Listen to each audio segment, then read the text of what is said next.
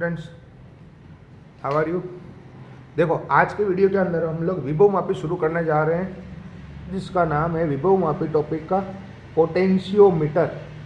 ये इस पार्ट की आत्मा है बच्चों, ये इस पार्ट की जान है। इसके अंदर आज वाले वीडियो के अंदर कम से कम आपको 30 क्वेश्चन मिलेंगे जो मैं पढ़ा रहा हूँ ना, छोटे छोटे वन वर्ड 30 क्वेश्चन आज की हेडिंग के अंदर आ जाएंगे। तो आप लोग बहुत ध्यान से देखना, कहीं एक आधे नंबर के अंदर कोई क्वेश्चन अट गया ना तो तुम भी पछताओगे और मैं भी पछताऊंगा। इसलिए आज का वीडियो बहुत ज़्यादा इंपॉर्टेंट इसलिए बन जाता है क्योंकि इसके अंदर पोटेंशियोमीटर विभव मापी को हम ऐसी तैसी करने वाले। एक सवाल मैं आपको पहले यहाँ बता देता हूँ, जैसे कि अपन ने मीटर सेतु पढ़ा था पिछली वाली क्लास में, मीटर ब्रिज पढ़ा था, ठीक है। उसका सर्किट यहाँ पर है मेरे पास में, एक सेकेंड, उसका एक शॉर्ट क्वेश्चन रह गया था। सबकी सुग्रहिता आपको आनी चाहिए, सबकी सेंसिटिविटी के बारे में। ये है मीटर सेतु, हमने पढ़ा था कल वाले वीडियो के अंदर। तो इसके अंदर एक क्वेश्चन बनता है, वो क्वेश्चन, और वीडियो को पॉज करके तुरंत किताब निकाल दो क्योंकि आज किताब के बहुत सारे क्वेश्चन करने वाले हैं हम लोग, ठीक है। इस विभव मापी हेडिंग के अंदर बहुत सारे क्वेश्चन आ जाएंगे बच्चों आज की हेडिंग में। यहाँ पर एक क्वेश्चन है, वीडियो को पॉज करके आप निकालो। पार्ट के पीछे ऑब्जेक्टिव का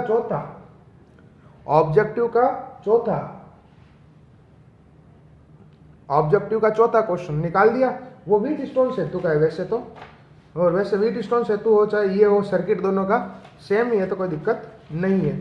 तो यहाँ पे एक क्वेश्चन ये पूछ रहा है, चाहे व्हीट स्टोन सेतु हो चाहे मीटर सेतु हो, यहाँ पे एक प्रश्न कह रहा है कि अगर ये जो बैटरी लो अपने लगाई, जो सेल बैटरी जो लगाई और ये जो धारामापी जो लगाया गैल्वेनोमीटर, इन दोनों को आपस में बदल दूं तो क्या फर्क पड़ेगा। इसको यहाँ लगा दिया और इसको यहाँ लगा दिया तो ध्यान रखना कोई प्रभाव नहीं पड़ेगा, कोई इफेक्ट नहीं पड़ेगा। इसका आंसर हो जाएगा ए, यानी अपरिवर्तित रहेगी संतुलित लंबाई, यानी बैलेंस लेंथ पर कोई फर्क नहीं पड़ेगा।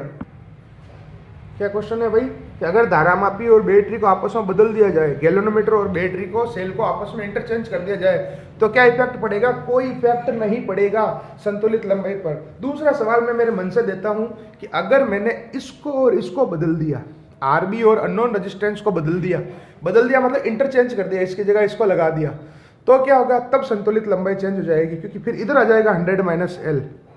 आई बात समझ में, तब बैलेंस लेंथ चेंज हो जाएगी। दो क्वेश्चन मैंने बताया आपको, कह रहा हूँ आज की वीडियो के अंदर 30-35 क्वेश्चन बनेंगे छोटे छोटे। इसको और इसको बदल दोगे कोई फर्क नहीं पड़ेगा, किस पर, संतुलित लंबाई पर, बैलेंस लेंथ पर। लेकिन इसको और इसको बदल दोगे आपस में, तब क्या हो जाएगा, ये इधर आ जाएगा L और इधर ही 100 - L आ जाएगा, यानी बैलेंस लेंथ चेंज हो जाएगी।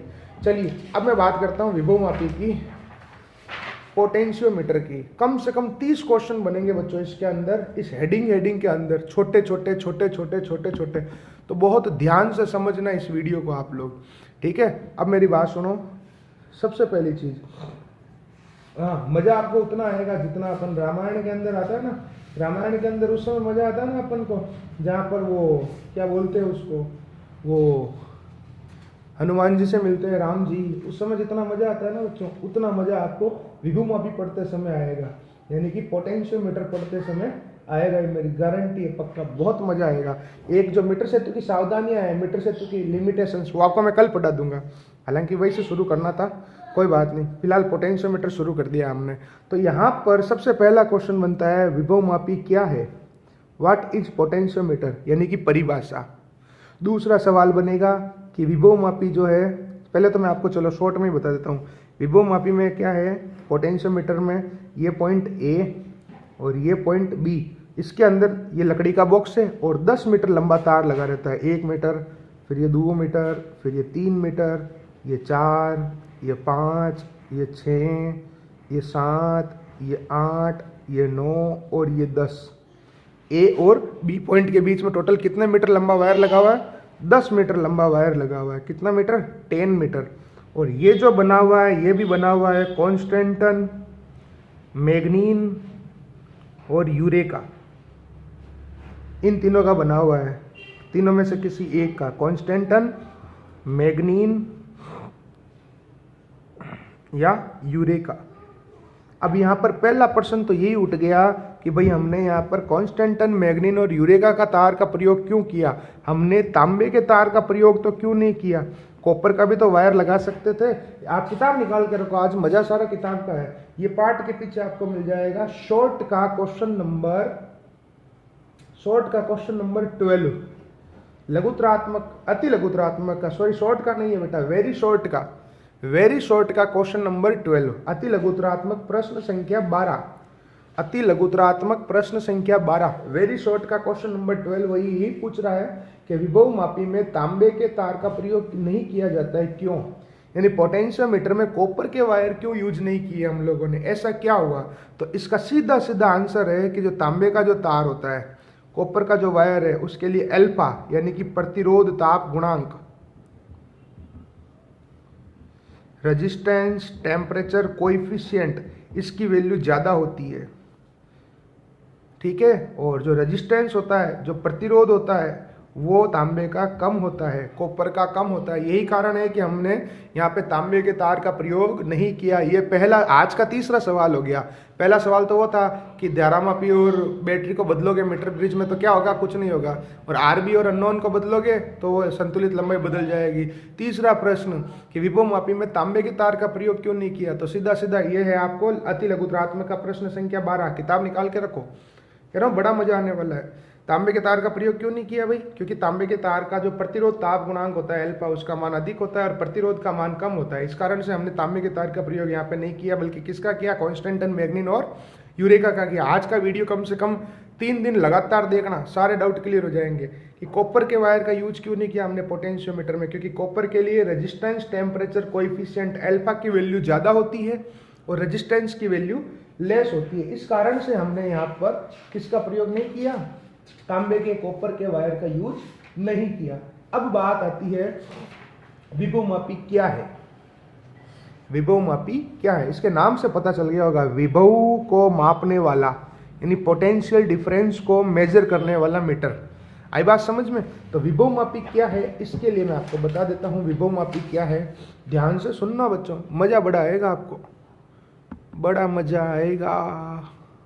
विभव मापी क्या है, यानी विभव मापी की परिभाषा, पोटेंशियोमीटर की डेफिनेशन। तो विभव मापी कोई भी सेल है या कोई रेजिस्टेंस है, प्रतिरोध है, यानी किसी सेल के सिरों पर विद्युत वाहक बल, यानी किसी सेल का ईएमएफ, या कोई प्रतिरोध है, रेजिस्टेंस है, इसके सिरों पर वोल्टता यानी टर्मिनल वोल्टेज, इन दोनों का मान ज्ञात करता है। और कैसा मान ज्ञात करता है? यथार्थ मान ज्ञात करता है, यानी कि ट्रू वैल्यू, यानी कि एग्जैक्ट वैल्यू फाइंड करता है, सही सही वैल्यू फाइंड करता है। तो ये एक प्रायोगिक युक्ति है, प्रैक्टिकल डिवाइस है। और एक बहुत ही शानदार वर्ड इसके आगे लगा रहा हूं, आदर्श प्रायोगिक युक्ति है, आइडियल प्रैक्टिकल डिवाइस है, यानी दी बेस्ट है। अभी सुनना, अगले 15-20 मिनट तक मैं विभव मापी की इतनी तारीफ करने वाला हूं जिसकी कोई हद नहीं है, और लास्ट 15 मिनट में इतनी विभव मापी की उड़ाएंगे जिसकी कोई हद नहीं है। समझ गए?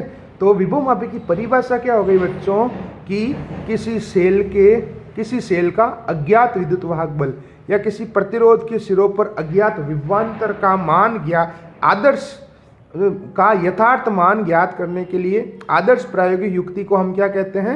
विभव मापी कहते हैं। किसी सेल के अज्ञात विद्युत वाहक बल, एक एक शब्द को पकड़ना आपको। अधिकतर लोग लिखे किसी अज्ञात सेल के विद्युत वाहक बल, तेरे बाप, अगर सेल ही अज्ञात होगा तो फिर ज्ञात क्या करेगा? सेल तो ज्ञात है, सेल का विद्युत वाहक बल अज्ञात है।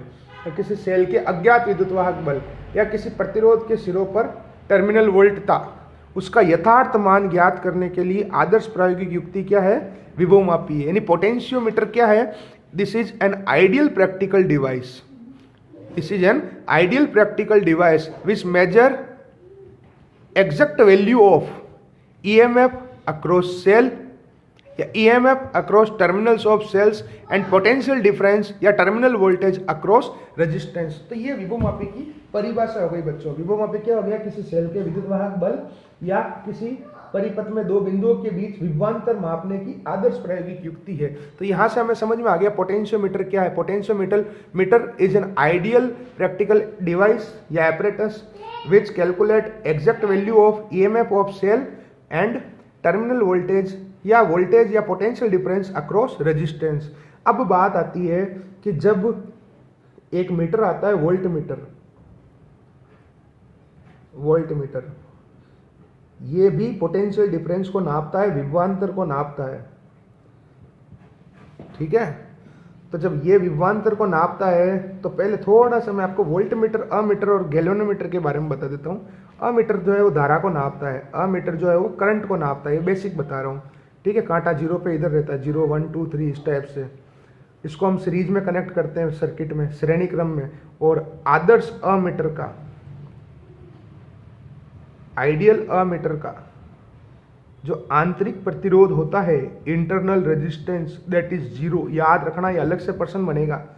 फिर आता है वोल्ट मीटर, ये विभवांतर नापता है या पोटेंशियल डिफरेंस मेजर करता है। इसमें भी कांटा इधर ही लगा रहता है, 0 1 2 3। आज की वीडियो में लिखना कुछ नहीं है, बस देखते जाओ। ये पैरेलल के अंदर कनेक्ट करते हैं। और आदर्श वोल्ट मीटर का आंतरिक प्रतिरोध, इंटरनल रेजिस्टेंस अनंत होता है, ये विभवांतर को नापता है। तीसरा आता है धारामापी, फिलहाल उसके बारे में बात नहीं करेंगे, गैल्वेनोमीटर, उसका कांटा बीच में लगा रहता है बस। अब बात आती है यहाँ पर कि क्या दुनिया में रियल में कोई आदर्श या आइडियल होता है क्या? तो बिल्कुल नहीं होता है। तो अगर आपको एक नंबर में प्रश्न पूछता है कि अमीटर का आंतरिक प्रतिरोध कितना होता है, तो भी आपको 0 ही लिख के आना। आपको पूछता है अमीटर का इंटरनल रेजिस्टेंस कितना होता है, तो भी 0। वोल्टमीटर का तो भी 0, क्योंकि हम आइडियल और जनरल टर्म में चलते हैं। लेकिन यहाँ पर हमको स्पेसिफाइड करना पड़ेगा कि ये जो वोल्टमीटर है वो आदर्श नहीं है, क्योंकि रियल में दुनिया में आदर्श वोल्टमीटर नाम की कोई चीज़ नहीं है, यानी आइडियल वोल्टमीटर के नाम की कोई चीज़ नहीं है। तो ये जो भाई साहब है विभवमापी, ये एक आदर्श वोल्टमीटर की तरह कार्य करता है और जिसका आंतरिक प्रतिरोध अनंत होता है। पोटेंशियोमीटर जो है एक आइडियल वोल्टमीटर की तरह बिहेव करता है और इसका इंटरनल रेजिस्टेंस इनफाइनाइट होता है। यहाँ पे ये प्रश्न बन गया। अब विभवमापी का फर्स्ट पैराग्राफ हमको समझ में आ गया किताब से भी, बोर्ड वाली बुक से आप लोग इसका फर्स्ट पैराग्राफ पढ़ना, पोटेंशियोमीटर का विभवमापी का, किताब में से, बोर्ड वाली बुक में से। तो क्या है भाई, और ये खुद क्या करता है? अब ये देखो, एक बात बताऊं, ये कोई तार है, रेजिस्टेंस है, इससे मैं एक तो विभवमापी से, पोटेंशियोमीटर से वैल्यू कैलकुलेट करूंगा विभवांतर की, और एक में वोल्टमीटर लगाऊंगा। दोनों में डिफरेंस क्या है? दोनों में डिफरेंस ये है कि यहाँ पे वोल्टमीटर क्या करता है, इस सर्किट में से खुद कुछ धारा ले लेता है, कुछ करंट जो है वो खुद खा जाता है, इस कारण से सही वैल्यू कैलकुलेट नहीं कर पाता, सीधी बात है, ठीक है। वोल्टमीटर क्या करता है, परिपथ में से कुछ धारा खुद ग्रहण कर लेता है, यानी खुद कुछ करंट अब्जॉर्ब कर लेता है, इस कारण से सही कैलकुलेशन नहीं कर पाता। और ये विभवमापी जो है, पोटेंशियोमीटर जो है, वो परिपथ से कोई धारा ग्रहण नहीं करता, यानी अविक्षेप की स्थिति पर कार्य करता है। किस पे कार्य करता है? नल डिफ्लेक्शन की कंडीशन पे वर्क करता है, यानी खुद कुछ भी करंट नहीं लेता है। तो अब आप लोग बोर्ड वाली बुक से विभवमापी का फर्स्ट पैराग्राफ पढ़े और मैं भी आपको सुना देता हूं वहां पे क्या लिखा हुआ है। अब अगर आपको पूछता है विभवमापी क्या है, तो पोटेंशियोमीटर क्या है, तो विभवमापी किसी सेल के विद्युत वाहक बल या किसी प्रतिरोध के सिरों पर विभवांतर का यथार्थ मान ज्ञात करने की एक आदर्श प्रायोगिक युक्ति है। विभवमापी एक आदर्श वोल्टमीटर की तरह कार्य करता है जिसका आंतरिक प्रतिरोध अनंत होता है, ठीक है। और विभवमापी खुद कुछ भी परिपथ में धारा ग्रहण नहीं करता है, यानी परिपथ से जो धारा खुद ग्रहण नहीं करता है, खुद धारा नहीं लेता है। आगे बात समझ में? यानी कि पोटेंशियोमीटर क्या है, एक आइडियल एक्सपेरिमेंटल डिवाइस है जो क्या करता है, किसी सेल के ईएमएफ या किसी रेजिस्टेंस के अक्रॉस टर्मिनल वोल्टेज को एग्जैक्ट कैलकुलेट करता है, ठीक है। और ये एक आइडियल वोल्टमीटर की तरह बिहेव करता है जिसका इंटरनल रेजिस्टेंस इनफाइनाइट होता है। और ये पोटेंशियोमीटर जो है वो सर्किट में से कोई भी करंट खुद नहीं लेता है। ये बात हुई। अब अगला प्रश्न यहाँ पर ये छपता है, ये सवाल मैंने आपको बताया विभवमापी क्या है, व्हाट इज पोटेंशियोमीटर, उसके बारे में। आगे बात समझ में बच्चों? मजा आएगा आपको, कह रहा हूं ना, बड़ा मजा आएगा। दूसरा सवाल, विभवमापी और वोल्टमीटर, इन दोनों में श्रेष्ठ कौन है और क्यों? पोटेंशियोमीटर एंड वोल्टमीटर, इन दोनों में बेटर कौन है और क्यों? तो सीधी बात है, विभवमापी श्रेष्ठ है, पोटेंशियोमीटर बेटर है। ये चैप्टर के पीछे क्वेश्चन तो नहीं है, लेकिन ये मैं पढ़ता था 12th में जब ये क्वेश्चन आया था, तो ध्यान रखें आप लोग, क्यों श्रेष्ठ है, कारण क्या है। तो सीधी बात है भाई, विभवमापी, पहले तो इसकी उड़ा दो वोल्टमीटर की, कि वोल्टमीटर क्या करता है भाई, दोनों का कार्य सेम है, दोनों का वर्क सेम है, दोनों विभवांतर को नापते हैं, पोटेंशियल डिफरेंस को मेजर करते हैं। लेकिन फिर एक अच्छा क्यों और एक कम अच्छा क्यों है? तो सीधा सीधा आंसर है, विभवमापी से पहले वोल्ट मीटर की उड़ा देते हैं कि वोल्ट मीटर क्या करता है, परिपथ से धारा ग्रहण कर लेता है। वोल्ट मीटर जो है एक परिपथ से धारा ग्रहण कर लेता है, तो वो यथार्थ मान नहीं बता पाता, यानी एग्जैक्ट सही वैल्यू नहीं बता पाता है। आई बात समझ में? यानी वोल्ट मीटर क्या करता है, सर्किट में से करंट खुद अब्जॉर्ब कर लेता है, इस कारण से एग्जैक्ट कैलकुलेशन नहीं कर पाता है। बल्कि विभवमापी जो है, पोटेंशियोमीटर जो है, वो खुद एक आदर्श वोल्ट मीटर की तरह कार्य करता है, यानी आइडियल वोल्ट मीटर की तरह कार्य करता है। यानी इसका जो सही वर्क है ना, वो ये करता है। आई बात समझ में? आदर्श वोल्ट मीटर की तरह कार्य करता है विभवमापी, यानी पोटेंशियोमीटर जो एक आइडियल वोल्ट मीटर की तरह बिहेव करता है, जिसका इंटरनल रेजिस्टेंस क्या होता है, इनफाइनाइट होता है, और ये खुद कुछ भी सर्किट में से करंट नहीं लेता है। इस कारण से ये एग्जैक्ट कैलकुलेशन करता है। यही रीजन है कि वोल्ट पोटेंशियोमीटर जो है वो ज़्यादा बेटर है। ये आपको मिल जाएगा वहीं पे ही अगले पैराग्राफ के अंदर। समझ गए? ये हेडिंग है कंस्ट्रक्शन ऑफ पोटेंशियोमीटर, बुक के अंदर विभवमापी की संरचना, उसी के जस्ट ऊपर है पैराग्राफ। बोर्ड वाली बुक की बात कर रहा हूँ मैं, बोर्ड वाली बुक की। विभवमापी की जो संरचना है ना किताब में, कंस्ट्रक्शन ऑफ पोटेंशियोमीटर, उसके ऊपर वाला पैराग्राफ है बेटा, ये जो मैंने बोला आपको कि विभवमापी और वोल्टमीटर दोनों में श्रेष्ठ कौन है। तो कौन श्रेष्ठ है? विभवमापी। क्यों? क्योंकि वोल्टमीटर क्या करता है, परिपथ से कुछ धारा ग्रहण कर लेता है। परिपथ से कुछ धारा ग्रहण कर लेगा तो क्या हो जाएगा भाई, ऐसे यथार्थ मान नहीं बता पाएगा वोल्टता का, ठीक है। बल्कि विभवमापी जो है एक आदर्श वोल्टमीटर की तरह कार्य करता है, जिसका आंतरिक प्रतिरोध अनंत होता है, अविक्षेप की अवस्था में कार्य करता है और परिपथ से कोई धारा ग्रहण नहीं करता है। इस कारण से विभवमापी वोल्टमीटर से श्रेष्ठ है। पहले तो बताना है कि वोल्टमीटर की उड़ानी है हमको। कि वोल्टमीटर जो है एक क्या करता है, सर्किट से करंट ले लेता है, खुद करंट ऑब्जॉर्व कर लेता है, तो एग्जैक्ट कैलकुलेशन नहीं कर पाता वोल्टेज की, तो एग्जैक्ट कैलकुलेशन नहीं कर पाता है। लेकिन पोटेंशियोमीटर क्या करता है, आइडियल वोल्टमीटर की तरह बिहेव करता है। तो आइडियल वोल्टमीटर की तरह बिहेव करता है तो क्या होगा भाई, आइडियल वोल्टमीटर की तरह बिहेव करेगा तो ये एग्जैक्ट कैलकुलेशन करेगा और खुद कोई करंट नहीं लेगा और नल डिफ्लेक्शन या जीरो डिफ्लेक्शन या बैलेंसिंग कंडीशन पर वर्क करता है। ये दूसरा क्वेश्चन बन गया। यानी पोटेंशियोमीटर विभवमापी हेडिंग जहाँ से शुरू हुई वहाँ से दो क्वेश्चन बन गए। एक तो विभवमापी क्या है, व्हाट इज पोटेंशियोमीटर। दूसरा क्वेश्चन ये छप गया कि विभवमापी और वोल्टमीटर में दोनों में से श्रेष्ठ कौन है और क्यों, यानी पोटेंशियोमीटर और वोल्टमीटर में दोनों में से बेटर कौन है और क्यों। नेक्स्ट क्वेश्चन अभी मैंने आपको एक बता दिया था कि यहाँ पे आपने कॉन्स्टेंटन, मैग्नीन और यूरेका के तार का प्रयोग किया, तांबे के तार का प्रयोग क्यों नहीं किया, कॉपर वायर क्यों यूज नहीं किया। तो बेटा सीधा सीधी बात है, अगर हम कॉपर वायर यूज करेंगे, कॉपर के लिए अल्फा का मतलब होता है प्रतिरोध ताप गुणांक, ये चैप्टर नंबर 5 में है जो कि कोर्स में से हट गया। रेजिस्टेंस टेम्परेचर कोएफिशिएंट अल्फा, इसकी वैल्यू बहुत ज़्यादा होती है और जो इसका प्रतिरोध जो होता है रेजिस्टेंस वो बहुत कम होता है। इसी यही रीजन है कि हम कॉपर के वायर का यूज नहीं करते। चैप्टर के पीछे वेरी शॉर्ट का क्वेश्चन नंबर 12 ये है, चैप्टर के पीछे वेरी शॉर्ट का क्वेश्चन नंबर 12, ठीक है, वेरी शॉर्ट का क्वेश्चन नंबर 12। और भी है यहाँ पर, ये है आपका श्रेष्ठता वाला शॉर्ट का क्वेश्चन नंबर 9, लघुत्रात्मक प्रश्न संख्या 9 ये वाला है कि किसी सेल का विद्युत वाहक बल और प्रतिरोध विभवांतर का यथार्थ मान वोल्टमीटर से ज्ञात नहीं किया जा सकता है, क्यों, और विभवमापी से यथार्थ मापन कैसे संभव है। ये शॉर्ट का क्वेश्चन नंबर 9 कि अगर अपन को ईएमएफ और जो रेजिस्टेंस के अक्रॉस वोल्टेज ज्ञात करना है वो वोल्टमीटर से क्यों नहीं कर सकते हैं, पोटेंशियोमीटर बेटर क्यों है, तो इसका आंसर जो अभी इस पैराग्राफ में मैंने बोला वो आंसर हो जाएगा। आई बात समझ में आपको। यानी कि यहाँ पे क्वेश्चन छपेगा, आपको छोटे छोटे क्वेश्चन बहुत मिल जाएंगे, आपको उन्हीं का ही रोना है। बाकी तो इस पार्ट में 4 सर्किट आने हैं, सबको पता है। उस छोटे सवाल के लिए आज की वीडियो को तो आप 4-5 दिन तक लगातार देखना, जब आपके सारे डाउट क्लियर हो जाएंगे। अब बात करते हैं, थोड़ा सा और आगे बढ़ते हैं। अब आता है विभवमापी का सिद्धांत। बेटा ऐसा याद करवाऊंगा, जिंदगी में नहीं भूलोगे इसका सिद्धांत, मतलब प्रिंसिपल ऑफ पोटेंशियोमीटर, पीओपी ये प्लास्टर ऑफ पेरिस नहीं है, ऐसे लिखा है, प्रिंसिपल ऑफ पोटेंशियोमीटर। आपको मजा आएगा, मजा। विभवमापी का सिद्धांत। अब मेरी बात सुनना बच्चों, पहली बात, हमने इतनी बकवास तो कर दी विभवमापी के बारे में, पोटेंशियोमीटर के बारे में कि श्रेष्ठ है, वो है, खुद कुछ धारा नहीं लेता है, खुद कुछ करंट नहीं लेता है।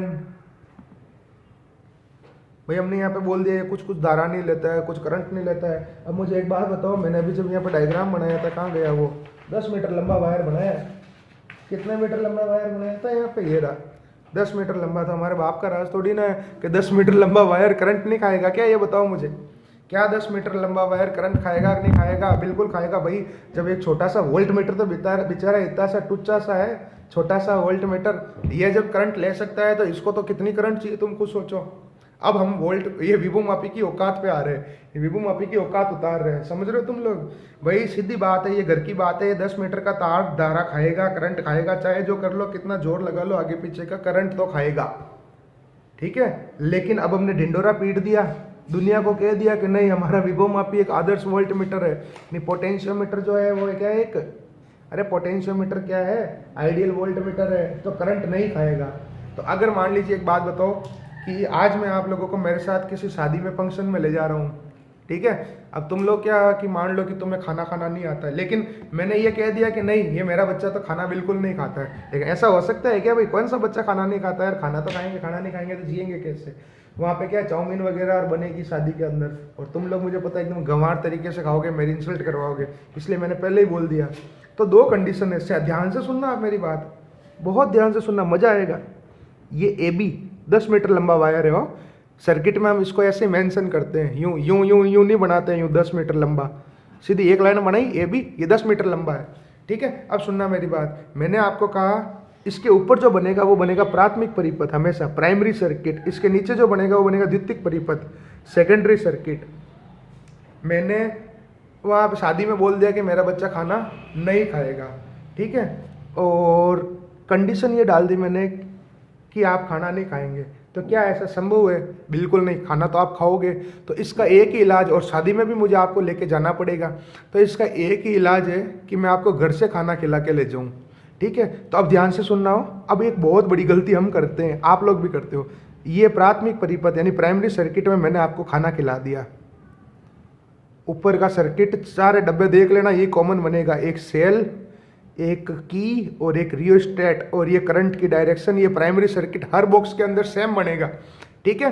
अब मेरी बात ध्यान से सुनना, ये मैंने आपको यहाँ पे खाना खिला दिया घर पे, ताकि आप शादी में खाना नहीं खाओ। अब मैं आपको शादी में लेके गया और यहाँ आपने ये देखा, मुझे बताओ क्या आप खाना खाओगे कि नहीं खाओगे? आप समझे ही नहीं मैंने क्या किया, ऊपर मैंने छोटी बैटरी बनाई, नीचे बड़ी बैटरी बनाई, समझ रहे हो आप लोग?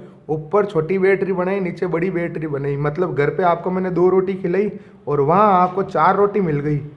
अब बताओ आप क्या करोगे? आप तो खाओगे, बिल्कुल खाओगे, क्योंकि आपने 2 ही खाई, आपको तो भूख तो मैंने मिटा दी। इस प्राइमरी सर्किट का एक ही काम है, इस पोटेंशियोमीटर की भूख को मिटाना, ठीक है। ये जो करंट खाना चाहता है ना, करंट जो लेना चाहता है वो उसको देना, तो जितनी चाहिए उतनी ले ली, लेकिन यहाँ पे ज़्यादा मिल रही है तो फिर ये लेना शुरू कर देगा, फिर किस बात का आदर्श, किस बात का आइडियल वोल्ट मीटर? तो ये कंडीशन नहीं होनी चाहिए। हमेशा प्राथमिक परिपथ में बैटरी बड़ी बनेगी और द्वितीयक परिपथ में बैटरी छोटी होगी। प्राइमरी सर्किट के अंदर बड़ी बैटरी बनेगी, वोल्टेज ज़्यादा होगा, EMF ज़्यादा होगा, और सेकेंडरी के अंदर कम होगा। मैंने तुम्हारी कॉपी के अंदर, क्लास कॉपी के अंदर कितने ही बच्चों के देखा है, जितने ही बच्चों ने अभी एक ज्वाइन कर रखा है कोर्स, उसमें से काफ़ी बच्चों ने मुझे इस चैप्टर के नोट्स भेजे हैं, ठीक है। अधिकतर बच्चों ने, सालों ने, गधों ने और तुम्हारे टीचरों ने ऊपर प्राइमरी सर्किट में भी ये बना दिया, नीचे सेकेंडरी सर्किट में भी ये बना दिया। तो तुम्हारा बाप सुनो मेरी बात, ऊपर होनी चाहिए बैटरी बड़ी और नीचे होनी चाहिए छोटी। और ये प्रश्न छपा पड़ा है पाठ के पीछे, ये रहा यहाँ पर अति लघुतरात्मक का प्रश्न संख्या 6, वेरी शॉर्ट का क्वेश्चन नंबर 6, तुरंत निकालो देखो। वेरी शॉर्ट का क्वेश्चन नंबर 6 वहाँ साफ साफ कह रहा है कि वहां पर यह कह रहा है, यदि विभवमापी के प्राथमिक परिपथ में प्रयुक्त सेल का विद्युत वाहक बल द्वितीयक परिपथ में प्रयुक्त अज्ञात सेल से कम हो तो क्या होगा? कि अगर ऊपर बैटरी छोटी हो और नीचे बैटरी बड़ी हो, तुरंत आप क्वेश्चन पढ़े, वेरी शॉर्ट का क्वेश्चन नंबर 6, ये क्वेश्चन छपा हुआ है। तो क्वेश्चन छपा हुआ है, इसका मतलब कुछ लपड़ा तो है। ये तो मैंने आपको मजाक के तरीके से समझाया कि मैंने आपको घर पे 2 ही रोटी खिलाई, फिर शादी में आपने ज़्यादा खाना देख लिया तो आपने खा लिया, तो मेरी बात नहीं रही। मैंने कहा था कि आप तो आइडियल हो, आप आदर्श हो, आप खाना नहीं खाते हो, लेकिन आपने खा लिया, लपड़ा हो गया। तो इसका एक ही इलाज है, मैं आपको घर से ज़्यादा खाना खिला के ले जाऊँ, ऊपर बड़ी बैटरी बनाऊँ और नीचे छोटी बैटरी, ताकि आप खाना नहीं खाओ, आइडियल बन जाओ। इसका आंसर बच्चों लिखा हुआ है यहाँ पे। विभवमापी के साथ सावधानियाँ, प्रिकॉशंस विथ पोटेंशियोमीटर का फर्स्ट पॉइंट है, प्रिकॉशंस विथ पोटेंशियोमीटर। बोर्ड वाली बुक में निकाल लो तुरंत, विभवमापी के साथ सावधानियां, उसका पहला पॉइंट यही है बच्चों। तो इसका आंसर ये हो जाएगा कि अगर ऐसा होगा तो जो हमको वो जो जीरो डिफ्लेक्शन मिलता है ना, शून्य विक्षेप, जीरो डिफ्लेक्शन गैल्वेनोमीटर के अंदर के कांटा जीरो पे आ जाता है, वो नहीं मिलेगा। ये इसका आंसर है, सीधा सीधा याद रखना है। मिल गया होगा अभी तक तो आप लोगों को। बुक वीडियो को पॉज करके निकाल लो। विभवमापी के साथ सावधानियां, प्रिकॉशंस विद पोटेंशियोमीटर का पहला पॉइंट यही है कि प्राथमिक परिपथ में लगाए गए सेल का विद्युत वाहक बल द्वितीयक परिपथ में लगाए विद्युत वाहक बल से अधिक होना चाहिए, नहीं तो अन्यथा शून्य विक्षेप की स्थिति प्राप्त नहीं होगी। यानी कि प्राइमरी सर्किट के अंदर ईएमएफ जो है सेल का वो ज़्यादा होना चाहिए और सेकेंडरी कॉइल के अंदर ईएमएफ जो है वो कम होना चाहिए। अगर ऐसा नहीं होता है तो आपको नल डिफ्लेक्शन या जीरो डिफ्लेक्शन की जो कंडीशन है, यानी कि जो शून्य विक्षेप की स्थिति, वो प्राप्त नहीं होगी। याद रखना है इस प्रश्न को। आ गया मजा। अब फिर से आते हैं विभवमापी का सिद्धांत। विभवमापी का सिद्धांत बेटा ऐसा याद करवाऊंगा कि जिंदगी में नहीं भूलोगे। प्रिंसिपल ऑफ पोटेंशियोमीटर, ध्यान से देखना मेरे बच्चों, मजा आ जाएगा आप लोगों को। क्या आ जाएगा? मजा। ये क्वेश्चन छपेगा सीधा सीधा भिड़ते ही एक नाम याद रखना, विभवमापी का जो सिद्धांत है। मैंने आपको पार्ट स्टार्ट किया था जब भी बताया था, विभव प्रवणता, पोटेंशियल ग्रेडियंट जो है ये इसका सिद्धांत है। तो विभवमापी का सिद्धांत अगर प्रश्न छपता है, पोटेंशियोमीटर का प्रिंसिपल तुम्हें अगर पूछता है, तो पहली लाइन भिड़ते ही ये लिखनी है कि विभवमापी विभव प्रवणता के सिद्धांत पर कार्य करता है, यानी कि पोटेंशियोमीटर जो है वो पोटेंशियल ग्रेडियंट के प्रिंसिपल पर वर्क करता है। अब यहां से ध्यान रखना, V प्रोपोर्शनल L, V बराबर XL, तो X बराबर हो जाएगा V अपॉन L। अब ध्यान से सुनना बच्चों, L क्या है? L है विभवमापी के तार की लंबाई, विभवमापी के तार की लंबाई, लेंथ ऑफ, बहुत ध्यान से सुनना, वायर ऑफ पोटेंशियोमीटर। V जो है वो विभव विभवांतर नहीं है, नहीं है, नहीं है। V है विभव पतन, पोटेंशियल ड्रॉप। अब ये क्या होता है? ये मेरे को गर्मी की छुट्टियों में पूछना, बता दूंगा विभव पतन क्या होता है। फिलहाल इतना सा समझ लो कि हर पॉइंट के ऊपर पोटेंशियल गिर जाता है, उसकी वैल्यू कम होने लग जाती है, लीकेज होने लग जाता है, उसको बोलते हैं विभव पतन। और एक्स है हमारा विभव प्रवणता, पोटेंशियल ग्रेडियंट। ठीक है, तो यहां से एक्स का मात्रक क्या हो जाएगा? यूनिट क्या हो जाएगी? वी की वोल्ट और लेंथ की मीटर, वोल्ट पर मीटर। एक क्वेश्चन तो ये बन गया। और ये क्वेश्चन तीसरे पार्ट में दिया हुआ है गलती से, ये क्वेश्चन कि विभव प्रवणता का मात्रक क्या है, पोटेंशियल ग्रेडियंट की यूनिट क्या है, वोल्ट पर मीटर। अब यहाँ से परिभाषा क्या हो जाएगी? अगर L बराबर 1 कर दूं मैं, तो V बराबर X हो जाएगा। यानी विभवमापी के तार की प्रति एकांक लंबाई पर उत्पन्न विभव पतन को विभव प्रवणता कहते हैं। इसे X से प्रदर्शित करते हैं और मात्रक हो गया वोल्ट प्रति meter. The potential drop, English medium वाले यहाँ से, at per unit length of wire of potentiometer is called potential gradient represented by x and its SI unit is volt per meter। Laboratory के अंदर हम इसको करेंगे volt पर centimetre में। आई बात समझ में? तो विभवमापी का सिद्धांत अगर पूछता है बच्चों, तो सीधा सीधा लिखना है विभवमापी के सिद्धांत पर कार्य करता है, विभव प्रवणता के सिद्धांत पर कार्य करता है। और विभव प्रवणता किसे कहते हैं? ये प्रश्न छपता है हर साल। किसे कहते हैं? पहले हिंदी वाले, विभवमापी के तार की प्रति एकांक लंबाई पर उत्पन्न विभव पतन को विभव प्रवणता कहते हैं। इंग्लिश वाले, the potential drop eight per unit length of wire of potentiometer it's called potential gradient. इतना लिख दोगे तो भी पूरे नंबर मिल जाएंगे। लेकिन, किंतु, परंतु, बट अगर आप मेरे स्टूडेंट हो तो हम इसको जचा के आएंगे। यहाँ पर एक पैराग्राफ और लिखेंगे विभवमापी का सिद्धांत में। क्या लिखेंगे? प्रिंसिपल ऑफ पोटेंशियोमीटर में। इतना तो लिखेंगे ही, ये तो लिखेंगे ही। अगर एग्जाम में क्वेश्चन पूछता है विभवमापी का सिद्धांत किसे कहते हैं, प्रिंसिपल ऑफ पोटेंशियोमीटर किसको कहते हैं, तो किसको कहते हैं भाई? पोटेंशियोमीटर का प्रिंसिपल, विभव प्रवणता को, पोटेंशियल ग्रेडियंट को। इसकी परिभाषा यहीं पे लिख के आनी है कि विभवमापी के तार की प्रति एकांक लंबाई पर उत्पन्न विभव पतन को विभव प्रवणता कहते हैं। The potential drop eight per unit length of wire of potentiometer is called potential gradient.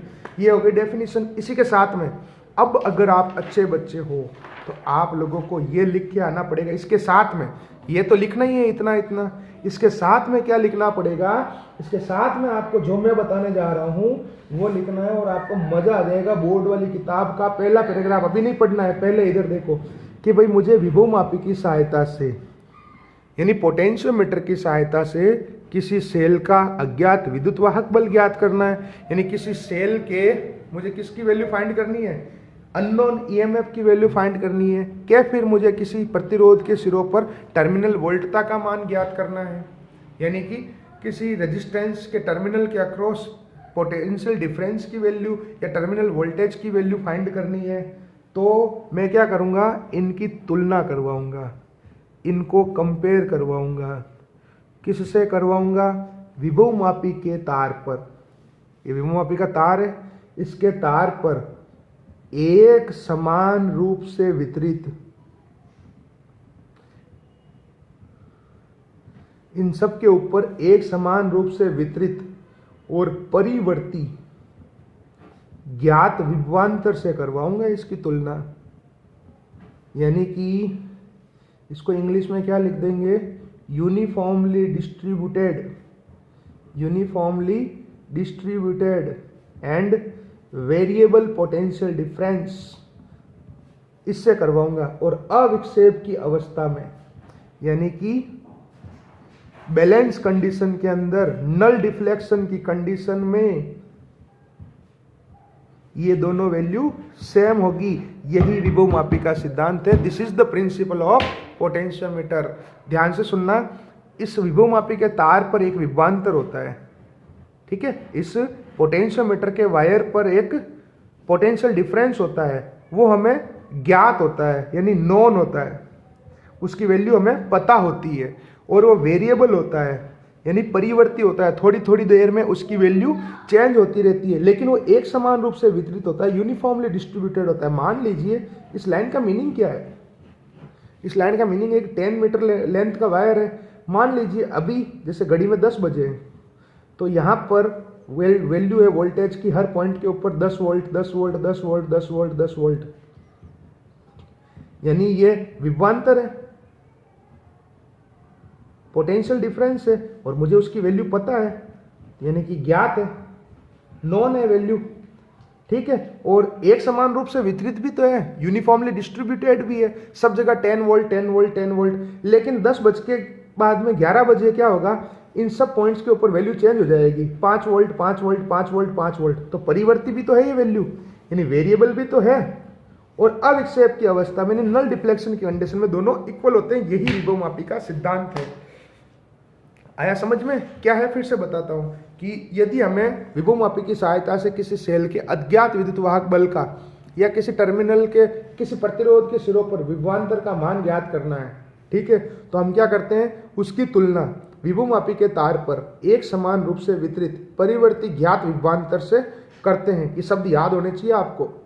और अविक्षेप की अवस्था में इन दोनों का मान बराबर होता है। यही विभवमापी का सिद्धांत है, ठीक है। Means if we have to find the EMF or terminal voltage, EMF of cell or terminal voltage of resistance, then we will compare it with uniformly distributed and variable non-potential difference on the wire of potentiometer, and under the null deflection condition both will be equal. This is the principle of potentiometer. आई बात समझ में? यानी कि यहाँ पे जो विभवांतर है विभवमापी के तार पर पोटेंशियल मीटर के वायर पे, वो हमें ज्ञात है यानी हमें वैल्यू पता है, और वो परिवर्ती भी है यानी वेरिएबल भी है, बार बार उसकी वैल्यू चेंज हो जाती है, और एक समान रूप से वितरित भी है यानी यूनिफॉर्मली डिस्ट्रीब्यूटेड भी है। यह विभवमापी का सिद्धांत है बच्चों। आया मजा? तो इस वीडियो के अंदर मैंने आपको बहुत सारे क्वेश्चंस बता दिए। कल जो वीडियो आएगा उसमें आ जाएगा मानकीकरण, स्टैंडर्डाइजेशन, सेंसिटिविटी, सुग्राह्यता प्लस सर्किट्स के बारे में बात करना शुरू कर देंगे। आज की वीडियो को 2 बार देख लेना, आपको मजा आ जाएगा, ठीक है। Thank you.